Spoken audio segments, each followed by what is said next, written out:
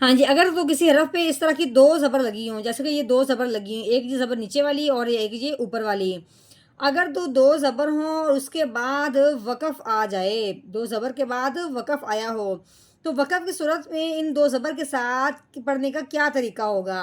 تو یہاں یہ بات سمجھنے والی ہے، اگر دو زبر ہوں تو اس کے ساتھ الف ضرور آتا ہے، یا تو الف ہوتا ہے یا اس کی جگہ چھوٹی یا ہوتی ہے۔ اگر تو وہ الف ہے، پہلے یہ سمجھنا ہے، اگر تو وہ الف ہے تو وقف کی صورت میں ہم نے ان دو زبروں میں سے ایک زبر کو ہٹا دینا ہے وقف کی وجہ سے، ٹھیک ہے؟ دو زبر میں سے ایک زبر کو ہٹائیں گے، پیچھے رہ جائے گی ایک زبر اور ساتھ الف۔ تو ہم نے کیا پڑھا تھا کہ الف سے پہلے حرف پہ جب بھی زبر آ جائے، یعنی کہ ایک زبر، دو نہیں، دو زبر کو تو تنوین کہتے ہیں، الف سے پہلے حرف پہ جب زبر آ جائے تو اس حرف کو ایک الف کے برابر لمبا کرتے ہیں، کیونکہ جو الف ہوتا ہے وہ پچھلے والے حرف کو اپنے ساتھ ملاتا ہے۔ تو ٹھیک ہے، ہم نے اس کو پہلے تو ہم نے پڑھنا تھا دال دو زبر داؤں روئی داؤں، وقف کی صورت میں ہم نے ایک زبر کو ہٹا دیا، پیچھے ایک زبر اور ایک الف رہ گیا، تو کیا بنے گا؟ آگے وقف رویدا، یعنی کہ دال الف زبر دا بن جائے گا، ٹھیک ہے؟ رویدا۔ ہاں، یہ تو بات تھی الف کی۔ اگر اس کی جگہ چھوٹی یا آ جائے، دو زبر ہوں آگے کوئی چھوٹی یا ہو، تو اس یا کو بھی الف کے معنی میں کر دیتے ہیں، اس یا کو بھی الف کے معنی میں کر دیتے ہیں، یعنی کہ دو زبر ہوں تو وقف کی صورت میں ایک زبر کو ہٹا دیں گے اور وہ جو یا ہوگی وہ الف کے معنی میں ہو جائے گی، وہ بھی ایسے ہی لمبا کر کے ایک الف کے برابر لمبا کر کے پڑھا جائے گا۔ اور یہ ہم نے الف کو ایک زبر کے ساتھ بنایا ہے، دو زبر کے بجائے ایک زبر پڑی ہے، وہ کس لیے؟ وقف کی صورت میں۔ نحمده ونصلي على رسوله الكريم اما بعد فاعوذ بالله من الشیطان الرجیم بسم اللہ الرحمن الرحیم۔ السلام علیکم ورحمۃ اللہ وبرکاتہ۔ امید ہے آپ سب خیریت سے ہوں گے، انشاءاللہ جہاں ہوں گے ایمان اور صحت کی نعمت سے مالا مال ہوں گے۔ ہاں جی، تو آغاز کرتے ہیں ہم اپنے آج کے سبق کا دعاؤں کے ساتھ، تو چلیے شروع کرتے ہیں۔ اللهم صل على سيدنا ومولانا محمد وعلى آل سيدنا ومولانا محمد وبارك وسلم۔ رب اشرح لي صدري ويسر لي أمري واحلل عقدة من لساني يفقهوا قولي، رب زدنا علما، رب زدنا علما، رب زدنا علما۔ اعوذ باللہ من الشیطان الرجیم، بسم اللہ الرحمن الرحیم۔ ہاں جی، یہ فا ہے، فا کے اوپر جو لگی ہوئی اس کو زبر کہتے ہیں، آگے یہ میم ہے، میم کے اوپر جو لگی ہوئی ہے اس کو بھی زبر کہتے ہیں، آگے یہ ہا موٹی ہا دو آنکھوں والی، اس کے اوپر جو تین دندوں والی لگی ہوئی ہے اس کو شاد کہتے ہیں، ٹھیک ہے؟ ہاں جی، فا کو کس طریقے سے پڑھیں گے؟ فا زبر فا، ٹھیک ہے؟ تو جب ہم نے میم پڑھنا ہے تو اگلے حرف کو جب ہم نے دیکھا ہے کہ اس کے اوپر لگی ہوئی تین دندوں والی شاد، شاد والا جو حرف ہوتا ہے وہ پچھلے والے حرف کو اپنے ساتھ ملاتا ہے۔ اب ہم نے میم کو ہا کے ساتھ ملانا ہے، تو کس طریقے سے پڑھیں گے؟ میم ہا زبر ماہ، فما، ٹھیک ہے؟ ہا کے نیچے لگی ہوئی ہے زیر، ہا زیر ہی، فما ہی۔ ہاں جی، یہ لام ہے، اس کے نیچے زیر لگی ہوئی ہے، آگے یہ الف ہے، اس کو چھوڑ کے جب آگے دیکھیں گے یہ بھی لام ہے، لام کے اوپر جو دال نما بنی ہوئی ہے اس کو جزم کہتے ہیں۔ جزم والا جو حرف ہوتا ہے وہ پچھلے والے حرف کو اپنے ساتھ ملاتا ہے۔ اب اپنے اسلام کو اسلام کے ساتھ ملانا ہے، درمیان میں الف تو ہے لیکن اس کو اس لیے نہیں ملا رہے کہ اس کے اوپر کوئی چیز نہیں لگی ہوئی، یعنی کوئی زبر زیر پیش نہیں لگی ہوئی، زبر زیر پیش میں سے کوئی ایک زیر جو ہے وہ لام کے نیچے لگی ہوئی ہے، اس لیے اب ہم نے الف کے بجائے لام کو لام کے ساتھ ملانا ہے، تو کیسے پڑھیں گے؟ لام لام زیر لیل فما ہی لیل، ٹھیک ہو گیا؟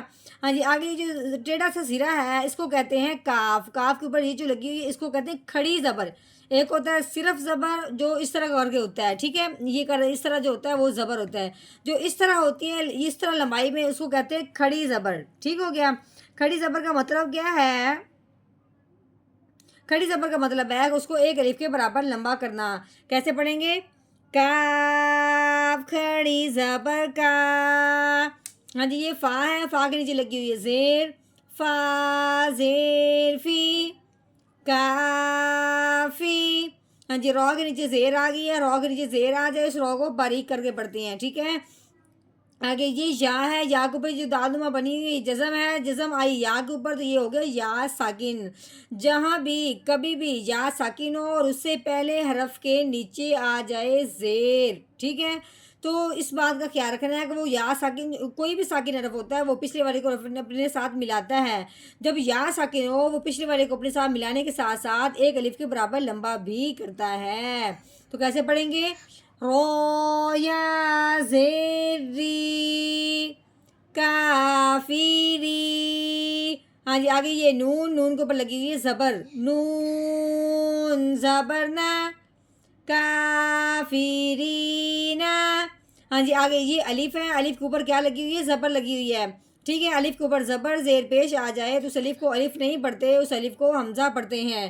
آگے دیکھیں, آگے یہ میم ہے, میم کے اوپر کیا لگی ہوئی ہے؟ جزم لگی ہوئی ہے. میم کے اوپر جزم ہے تو یہ میم ساکن ہو گیا. ساکن حرف جو ہوتا ہے وہ پچھلے والے حرف کو اپنے ساتھ ملاتا ہے. اب ہم نے اس حمزہ کو اس میم ساکن کے ساتھ ملانا ہے بغیر ہلائے. تو کیسے پڑھیں گے؟ حمزہ میم زبر ام. کیسے؟ ام. ہاں جی آگے یہ ہا کے نیچے کیا لگی ہوئی؟ زیر لگی ہوئی ہے. آگے یہ لام ہے, لام کے اوپر جزم آنے کی وجہ سے یہ لام ساکن ہو گیا. ساکن حرف جو ہوتا ہے وہ پچھلے والے حرف کو اپنے ساتھ ملاتا ہے. اب ہم نے کیا کرنا ہے؟ اس ہا کو اس لام کے ساتھ ملانا ہے. تو کیسے پڑھیں گے؟ ہا لام زیر ہل ام ہل. ہاں جی آگے جی ہا کے اوپر لگی ہوئی ہے پیش. آگے یہ میم, میم کے اوپر لگی ہوئی ہے جزم. جزم والا حرف جو ہوتا ہے وہ ساکن ہوتا ہے, وہ پچھلے والے کو اپنے ساتھ ملاتا ہے. اب اپنے ہا کو میم ساکن کے ساتھ ملانا ہے. تو کیسے پڑھیں گے؟ ہا میم پیش ہم ام ہل ہم. آگے آگے رو, رو کے اوپر کیا لگی ہوئی ہے؟ پیش لگی ہوئی ہے. ٹھیک ہے. رو کے اوپر پیش آ جائے, رو کے اوپر زبر ہو تو اس کو موٹا کر کے پڑھتے ہیں. تو کیسے پڑھیں گے؟ رو پیش رو. ہاں جی یہ واو, واو کے اوپر لگی ہوئی ہے زبر. آگے یہ یا کے اوپر جو لگی دالما یہ ہے جزم. جزم آنے کی وجہ سے یا ساکن ہو گیا. یا ساکن ہو اور اس سے پہلے حرف پہ زبر آ جائے تو اس پہلے حرف کو اس کے ساتھ ملانے کے ساتھ ساتھ نرمی سے پڑھتے ہیں, کھینچ کے نہیں پڑھتے. کیسے پڑھیں گے؟ واو یا زبر وئی رووئی. ہاں جی دال ہے, دال کے اوپر لگی دو زبر. ٹھیک ہے. دو زبر ہوں, دو زیر ہوں, دو پیش ہوں, اس کو تنوین کہتے ہیں. تنوین والے حرف کو کس طریقے سے پڑھیں گے؟ دال دو زبر داؤں رووئی داؤں. کیونکہ آگے حروف ہلکی میں اس کو حرف نہیں آیا اس لیے ہم نے تنوین پہ گنا کر دینا ہے. ٹھیک ہے. ہاں جی آگے بات وقف کی. وقف کی صورت میں آخر والا جو حرف ہوتا ہے اس کو ساکن کر دیتے ہیں. یہاں پہ ایک اور بات سمجھنے والی ہے کہ جو الف ہوتا ہے یہ تو ہوتا ہی ساکن ہے. ٹھیک ہے. اب یہاں پہ اگر وقف کی صورت میں آخر والے حرف کے اوپر یعنی دو زبر ہوں تو پھر اس کے ساتھ الف ضرور آئے گا. پھر ہم نے کیا کرنا ہے؟ وقف کی وجہ سے ایک زبر کو ہٹا دینا ہے, پیچھے رہ جائے گی ایک زبر. اب ہم نے اپنے دماغ میں ایک زبر سوچنی ہے. ٹھیک ہے. ایک زبر ہو اور الف ہو اور اس سے پہلے حرف پہ زبر آ جائے یعنی کہ ایک زبر ہو تو اس حرف کو اس کے ساتھ ملاتے ہوئے ایک الف کے برابر لمبا کرتے ہیں. تو کیسے پڑھیں گے؟ آگے وقف رویدہ رویدہ. ہاں جی اب ہم نے کر لیا مکمل آیت کا توڑ. اب ہم نے کرنا مکمل جوڑ, وہ بھی روانگی کے ساتھ. تو کیسے پڑھیے؟ اعوذ باللہ من الشیطان الرجیم. سورۃ الطارق مکیہ. بسم اللہ الرحمن الرحیم. فمهل الكافرين أمهلهم رويدا فمهل الكافرين أمهلهم رويدا